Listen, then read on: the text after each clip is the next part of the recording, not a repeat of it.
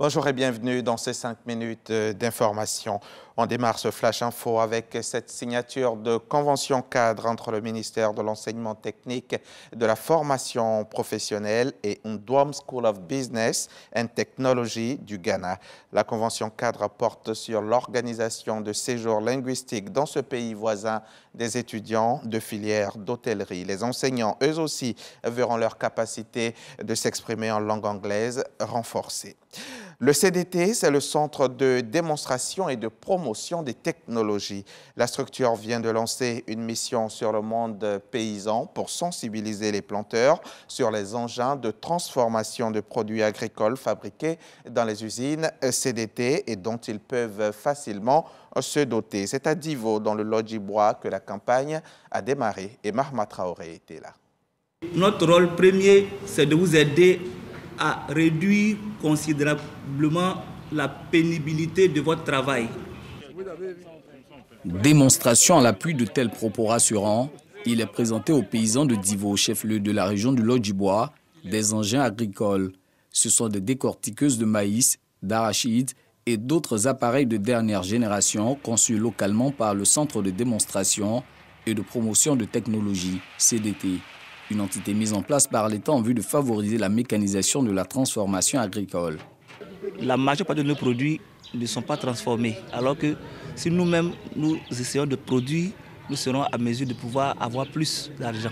C'est important que les producteurs puissent saisir ce genre d'opportunités pour voir dans quelle mesure ils peuvent acquérir ce genre de matériel et vraiment améliorer leur productivité, aussi bien sur l'espace agricole, mais aussi en termes de transformation et de commercialisation de leurs produits agricoles. Avec ces équipements révolutionnaires, les agriculteurs vont désormais allier production et transformation de leurs produits, question d'accroître leurs revenus. Nous encourageons vraiment le CDT dans son activité à vraiment promouvoir la mécanisation afin de pouvoir aider énormément les planteurs. Après le Lodjibois, le CDT compte étendre cette campagne de promotion aux autres régions du pays.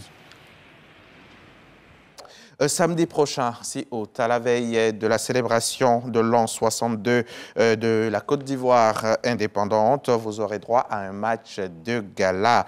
Les membres du gouvernement, soutenus par des anciennes gloires du football, formeront une équipe pour affronter l'équipe composée des jeunes des différents partis politiques. Vous aurez droit à ce match donc samedi prochain, 6 août, et la RTI sera présente pour la retransmission.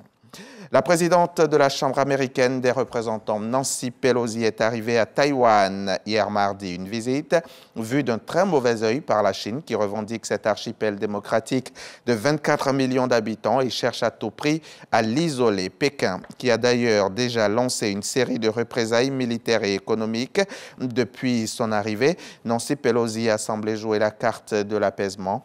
Elle est restée sur la même ligne de défense, à savoir que cette visite ne change pas la position américaine vis-à-vis de Taïwan, rappelant d'ailleurs qu'une visite similaire avait déjà eu lieu en 1997. Une attaque ce mercredi dans une école maternelle du centre de la Chine a fait 3 morts et 6 blessés. C'est ce qu'a indiqué la police locale. Un malfaiteur portant une casquette et un masque armé a fait irruption à 2h22 temps universel dans cet établissement de la province du Jiangxi. Les services de la sécurité publique mettent tout en œuvre pour retrouver le suspect âgé de 48 ans, précise la police du canton de Hanfu où s'est déroulé le drame. Un individu muni d'un couteau, on s'en souvient, avait attaqué en avril l'an dernier une école maternelle à Beiliu, dans le sud du pays, tuant 2 enfants et blessant 16 personnes. Les électeurs du Kansas, dans le Midwest américain, se sont prononcés mardi pour le maintien de la garantie constitutionnelle sur l'avortement lors du premier scrutin majeur sur l'avortement depuis que la Cour suprême des États-Unis a annulé le droit fédéral à l'IVG. Les électeurs de cet État conservateur ont rejeté un amendement qui aurait supprimé le texte garantissant le droit à l'avortement dans la Constitution de l'État et aurait pu ouvrir la voie à une réglementation plus stricte ou à une interdiction. Voilà pour le Flash Info. Merci de nous avoir suivis, mais on se retrouve tout à l'heure à 13h.